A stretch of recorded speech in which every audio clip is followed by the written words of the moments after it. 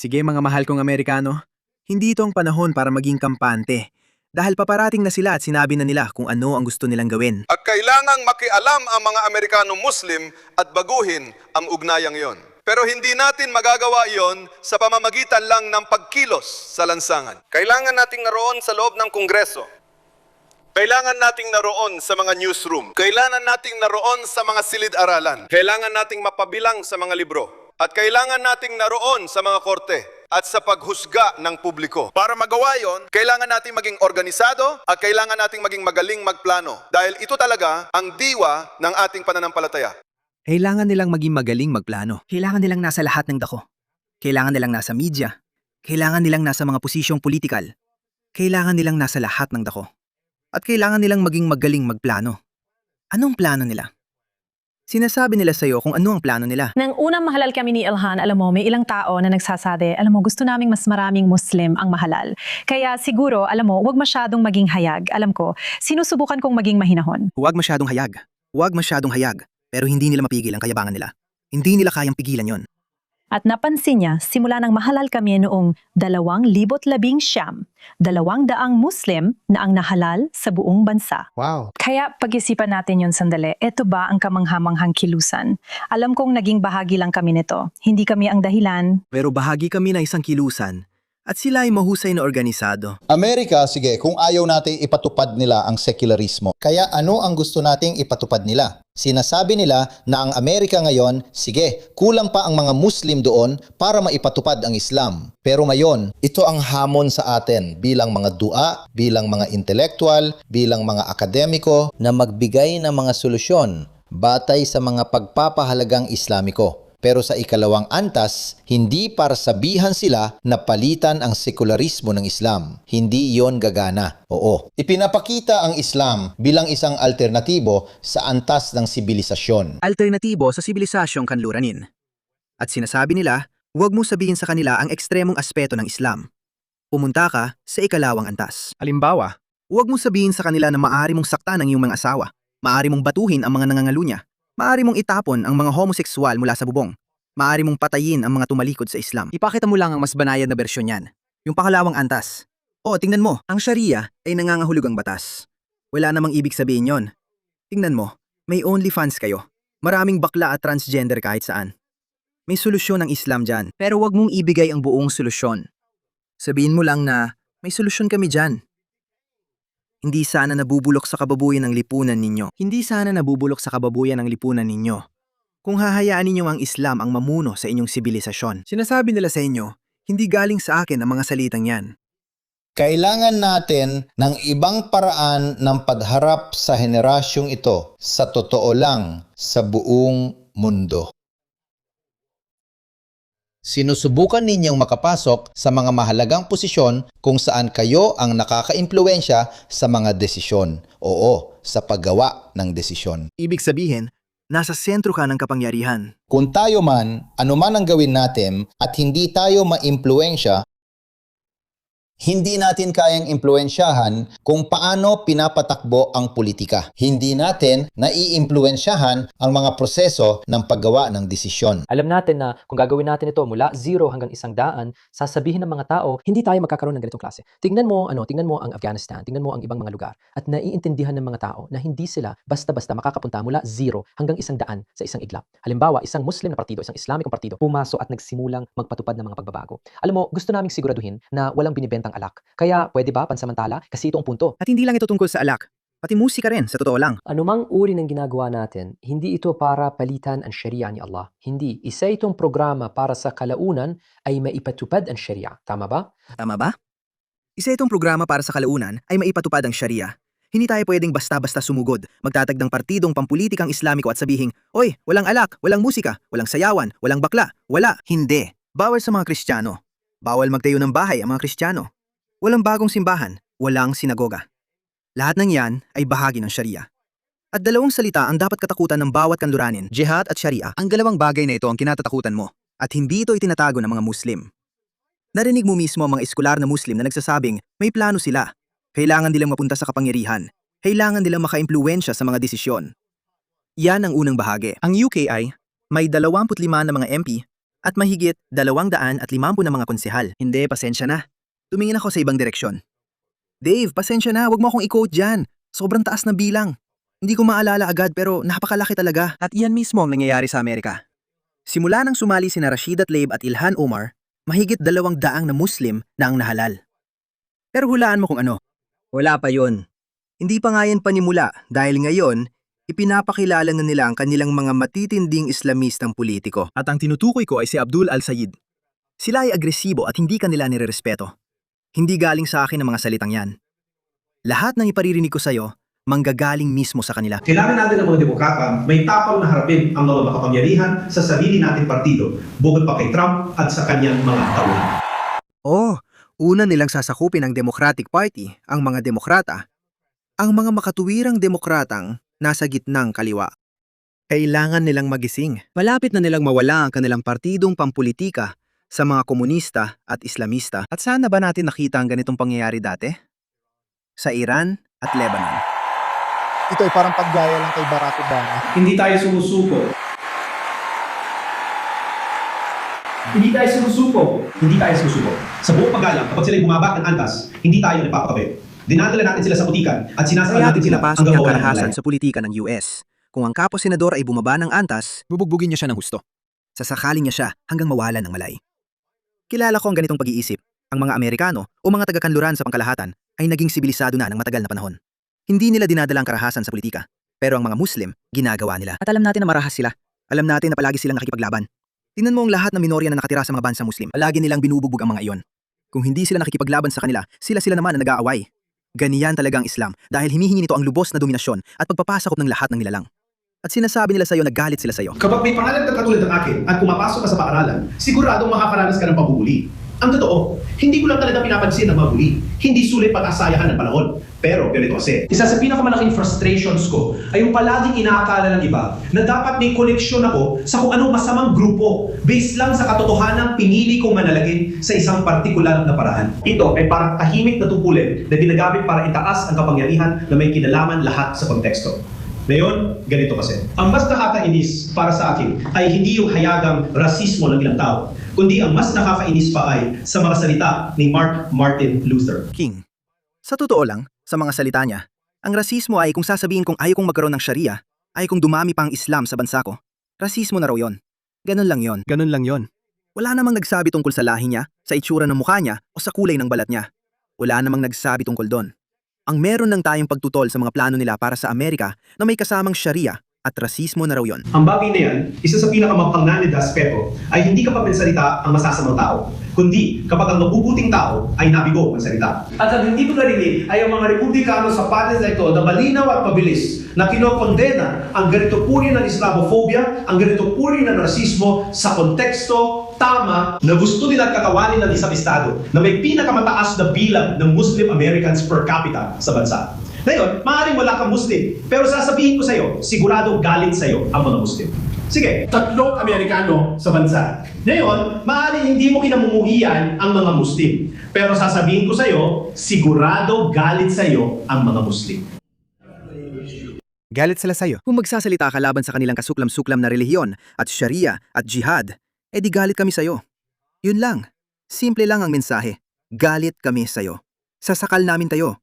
Hindi pa ako tapos. At ito ay isang bagong video. Mula lang noong Marso ngayong taon. Marso. At tingnan mo, nagluluksa siya sa pagkamatay ni Khamenei. Pero matalino siya. Isa siyang tusong politiko. May mas malawak siyang plano sa isip. Tulad ng sinabi ng naunang lalaki, kailangan nating makapasok sa mga sentro ng kapangyarihan. Kaya ituon ang pansin sa layunin. Kumilos na matalino. Huwag ipakita agad ang tunay na kulay. At magdudulot ito ng kaguluhan sa rehiyon. Gusto ko ring ipaalala sa inyo na maraming tao sa Dearborn ang malungkot na yon. Kaya ayokong magkomento tungkol kay Khamenei, kahit kaunti. Parang sa tingin ko, hindi na dapat pang pag-usapan yan. Oo, bakit hindi na lang dapat pag-usapan yan? By the way, siya ay isang Wahhabi. Siya ay isang Sunni. At si Khamenei ay isang Shia.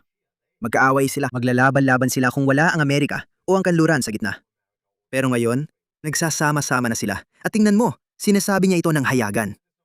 Ayoko na lang talagang magkomento tungkol kay Khamenei. Dahil pakiramdam ko hindi na dapat pang pag-usapan yon. Bakit hindi dapat pag-usapan yon? Kasi nag-aalala siya na mabubunyag ang tunay niyang kulay. Na nagluluksa siya sa pagkamatay ng kaaway ng Estados Unidos na may dugo sa kanyang mga kamay. dugo ng Amerikano sa kanyang mga kamay. Matalino siya. Panurin mo to, isa pang video. Oh, yung isa pa. Ayaw mong mapasama ang mga bagay na to sa kuha. Sige, hindi naman siguro Gusto ko natin lang kayang magmalinaw. ng oras. Subukan mong panatilihing sekular ang kuha. Narinig mo ba ang sinabi niya? Sabi niya ayaw mong isama ito sa kuha. Ano ito? Mga aklat na Islamiko. At sinasabi ko sa'yo, hindi ito si Ma'am Dani. Hindi ito si Sadiq Khan. Alam na alam niya ang Islam. Binibigkas niya ang Quran sa Arabic. Sinisipi niya ang Quran para sa karunungan. Naniniwala siya sa Sharia. Naniniwala siya sa lahat ng parusang itinakda ng medieval at barbarikong relihiyong yon. Alam niyang kailangan niyang lokohin ang mga woke na sosyalistang komunista na may kulay lilang buhok at may sing-sing sa ilong. Mga ginagamit na tangga. Kaya niya sinasabi, huwag isama yan dahil baka matakot ang ibang tao. Kailangan nating panatilihin na medyo secular ito. Nakikita mo ba yon? Mahilig ang mga Muslim sa sekularismo kapag walang Islam. Pero sa sandaling magkaroon sila ng pagkakataon, ipinipilit nilang Islam sa lahat ng tao. At kasama ka doon. Huwag mong isipin na ligtas ka dito dahil hindi ka Muslim. Ayaw mong mapasama ang mga bagay na ito sa kuha. Sige. Gusto Sa tingin ko ko, lang hindi natin malinaw kaya. sa pag-alis ko. Subukan mong panatilihing sekular ang kuha. Sinabi ni Bukhari, gusto mong panatiling sekular ang kuha? Sige, hindi pa ako tapos. Itong taong to ang pinakamasama sa lahat. Tingnan mo siya. Ang dahilan kung bakit ko nasabi na itong taong to ang pinakamasama sa lahat ay dahil hayagan niyang isinusulong ang Sharia. Ang sukatan niya ng Islamophobia ay kung hindi mo gusto ang Sharia. Yun lang, hindi dahil ayaw mo sa hijab ng isang tao o kung ano pa man, maaring kasama rin yun. Pero ang pangunahing definisyon niya ng isang Islamophobe ay yung taong ayaw sa Sharia. Panurin mo to. Sharia ng Allah. At saka pala, Ginawa na yan ni Gobernador Greg Abbott sa Texas. At ginawa na rin yan sa Florida. At kailangan itong mangyari sa buong Amerika, sa buong kanluraning mundo. Kailangan mong magbigay ng matibay na pahayag na ang Sharia o ang mga taga-suporta o mga simpatisador nito ay walang puwang sa kanluran, lalo na sa Amerika. anong ibig sabihin nun? Hindi ko alam. Alam ko kung anong ibig sabihin nun. Ibig sabihin, hindi mo pwedeng ipatupad ang mga barbarikong prinsipyo mo sa lupa ng Amerika, sa lupa ng Oklahoma. Yan ang ibig sabihin nun. Tanga ka. Hindi mo alam? At kahit ganoon, ipinagbawal pa rin ito ng mga botante. Si Allah subhanahu wa ta'ala ang nagsabi sa atin sa Quran Karim. Sinabi niya sa atin, Ipinagbawal ito ng mga butante. Ipinagbawal ito ng mga butante dahil ayaw nila ng ganitong kaawa-awang makalumang gawain sa Amerika. Masama naman talagang salita. Nagtatanong siya ng walang kwentang tanong, tapos siya rin ang sumasagot. Diyos ko. Hindi ko alam kung bakit ayaw makipag-debate ni Mike Rogers sa kanya. Madaling mabuking ang taong yan. Tanungin mo sila ng mga partikular na tanong tungkol sa Islam at pilitin siyang kundinahin ang pag-aasawa ng bata. Pilitin siyang kundinahin ang pagpatay sa mga homosekswal. Pilitin mo siyang kundinahin yan. Tinitiya ko sa'yo, mas mahihirapan siyang kundinahin lahat ng yan. Mas mahirapan talaga siyang kundinahin lahat ng yan. Mas mahirap pa kaysa kina Ma'am Dani at Sadiq Khan. Isa siyang ganap na Islamist. Ganap na Islamist. o kayong mga naniniwala, maging matatag kayo para sa Allah, mga saksi para sa katarungan, at huwag hayaang ang galit ninyo sa isang grupo ay maging dahilan upang hindi kayo maging makatarungan. Maging makatarungan kayo, ito ang mas malapit sa takot sa Diyos. O kayong mga naniniwala, O kayong mga naniniwala sa pag-aasawa ng bata at paggamit sa mga babae bilang ikatlong uri ng mamamayan at pagsupil sa mga Hudyo at Kristiyano? O sila? Sila ang tinutukoy ni Allah, sa totoo lang. manindigan kayo para sa Diyos. Manindigan kayo para sa kanila kasama ang kanilang kalokohang ideolohiya. Yan lang. Mamasaksi sa katarungan. Ayan na. Hindi mo maintindihan ang pagbabawal sa Sharia kung hindi mo naiintindihan ang Trail of Tears. Hindi mo maintindihan. Landas ng pagdurusa. Siya ay, kita nyo mga pare, ang mga taong to ay sobrang tuso. Sobrang talino nila pero hindi tapat at mapanlin lang. Ikinukuwento niya ang tinatawag niyang 20 taong pakikibaka niya dito sa Amerika kung saan nabigyan sila ng unang klaseng pamumuhay. Salamat sa Amerika. Ikinukumpara niya ang tinatawag niyang pagdurusa sa mga pinagdaanan ng mga katutubong Amerikano at mga Aprikanong Amerikano. May sarili silang kasaysayan at ngayon, inaangkin niya ang lahat ng yon, ang lahat ng pinagdaanan ng mga hinayupak na ito. Pasensya na. Pasensya na sa paggamit ng salitang yon.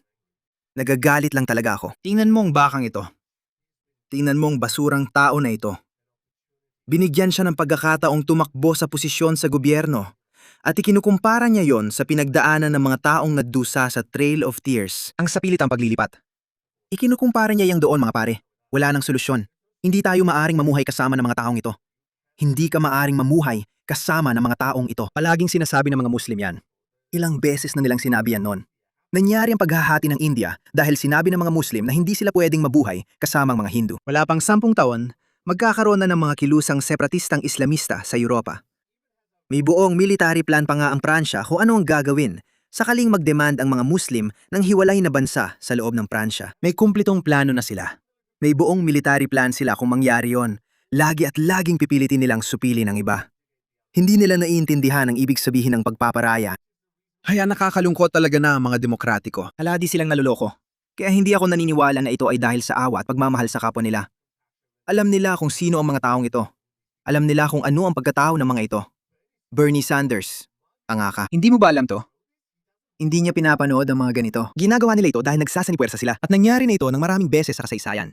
Ang mga Islamista at Sosyalista, nagsasanipuwersa sila para sirain ang kasalukuyang sistema.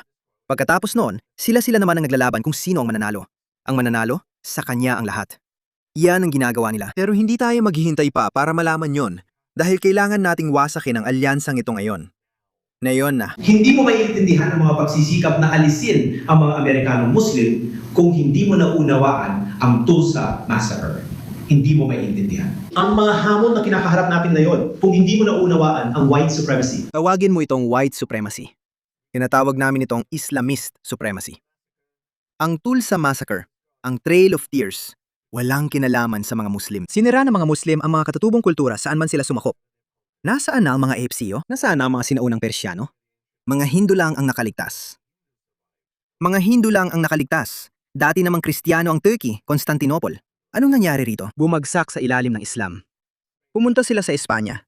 Nakatagal din ang Espanya dahil malapit ito sa Kristiyanong Europa. Mahilig silang mag-gaslight sa Amerika at pahiyain ang Amerika dahil sa nakaraan nitong may kinalaman sa pagkaalipin na hindi pinapansin ang katotohanang nagkaroon ng pinakamadugong digmaan ng Amerika para wakasan ito. Pero ginagawa nila yon para lamang pagsamantalahan ng komunidad ng mga Aprikanong Amerikano. Pero alam mo ba na ang kalakalang alipin ng mga Arabo sa mga Aprikano ay tumagal ng 1,000 taon? At ayon sa ilang pagtataya, hanggang 50 milyong Aprikano ang inalipin ng mga Arabo. Lahat tayo ay nakarinig na tungkol sa pag-aaklas ng mga alipin na pinamunuan ni Spartacus laban sa Imperyong Romano. Pero narinig mo na ba ang tungkol sa rebelyong Zanj na nangyari noong ika-9 na siglo na karamihan ay ginawa ng mga Aprikanong alipin laban sa Islamikong kalipato, ang mga Abbasid? Hindi nila pinag-uusapan yon. At hulaan mo? Hindi sila natuto mula rito. Nagpatuloy ang pag-aalipin ng 1,000 taon. Hindi nila pinag-uusapan yon. Hindi nila kailanman pag-uusapan yon. Hindi kailanman aaminin na sinuportahan at inendorso ni Muhammad ang pagkaalipin. Hindi tulad ng Kristyanismo, kung saan maaaring mag-evolve ang Kristyanismo batay sa mas mabuting pag-unawa sa mundo sa paligid mo. Hindi yun ginagawa ng Islam. Kaya nila sinasabi na ibalik ang pag-aasawa ng bata. Kaya wala silang puwang para sa LGBTQ na komunidad. Wala silang puwang para sa mga tumalikod sa pananampalataya at mga sumasalungat. Walang karapatan ang mga hindi Muslim. Kailangan nilang mamuhay bilang mga dhimmi, ang salitang Arabe para sa mga mamamayang ikalawang klase, kung saan ang mga Hudyo at Kristiyano ay hindi maaaring magpatayo ng bahay na mas mataas kaysa sa bahay ng mga Muslim. Hindi sila maaaring magtayo ng bagong sinagoga at simbahan. Maaari lang nilang ayusin ang mga ito. Iyan ang Sharia. Sinasabi nila sa'yo, Sharia, Sharia. Ikinukwento nila ang magagandang bahagi ng Sharia, kung meron man. Para sa akin, wala. Hindi maganda. Hindi sila kasing nakakatakot ng mga pangunahing elemento ng Sharia. Mga taong tinatapon mula sa bubong, pagpugot ng ulo ng mga tumututol tulad ko, pagpugot ng ulo, pagputol ng mga kamay at paa ng magkabilaan. Iyan ang sinasabi ng Quran. Alam ng taong ito ang lahat ng ito, mga kaibigan. Alam ng taong ito ang lahat ng ito. Mayroong mga mahusay na kritiko ng Islam, mga taong may malalim na kaalaman sa Islam. Hinihikayat ko si Mike Rogers na makipag-usap kay David Wood. Masaya akong mag-alok na aking serbisyo. Masasabi ko sa iyo, kaya mong talunin ang taong ito sa isang debatet. Hindi mo kailangang pag-usapan lang ang mga peking pulisya niya dahil alam natin na ganyan nila sinusubukang akitin ang mga hangal na kaliwa sa pamamagitan ng pagsasalita tungkol sa mga prinsipyong sosyalista, universal na pangangalagang pangkalusugan at kung ano-ano pa. Wala naman silang pakialam sa mga yan. Batikusin mo siya tungkol sa mga paniniwala niya. Mahalaga yon. Mahalaga kung ano talaga ang pribadong pinaniniwalaan ng mga kandidato mo. Kung hindi naman niya pinag-uusapan ng Islam, sige, patas lang. Kasi si Ma'am Dani ay minsan binabanggit si Muhammad at Islam, gets mo? Pero ang sentral na mensahe niya ay laging tungkol sa mga prinsipyo ng sosyalismo. Sige, iba itong taong to. Si Ma'am Dani, hindi niya kayang i-quote ang Quran. Hindi niya kabisado ang Quran. Pero itong taong to, kabisado niya. Itong taong to ang pinakamapanganib na bersyon hanggang ngayon. At kung hindi mo sila mapipipigilan, mas mapanganib na mga Islamist ang papasok sa Kongreso.